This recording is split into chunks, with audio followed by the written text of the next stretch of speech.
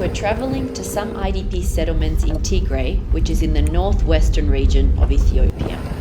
In November 2020, conflict broke out, forcing thousands to flee for their lives.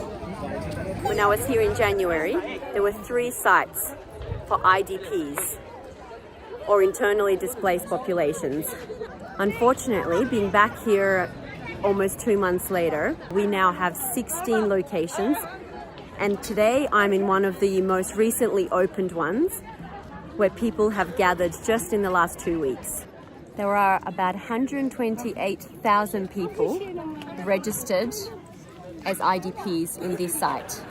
These temporary camps are mostly school buildings where before COVID and before the conflict, children would be coming for classes to learn.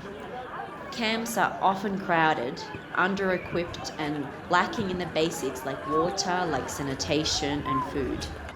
For those who arrived after rooms were allocated, their shelter is as tarpaulins and different materials they have put together to try and fit their family and any relatives and children that come under one roof. Those living in these temporary shelter locations rely on aid or assistance from others for everything, especially food and water. This camp has some water provision, and we have many of the children lining up to fill up their various containers.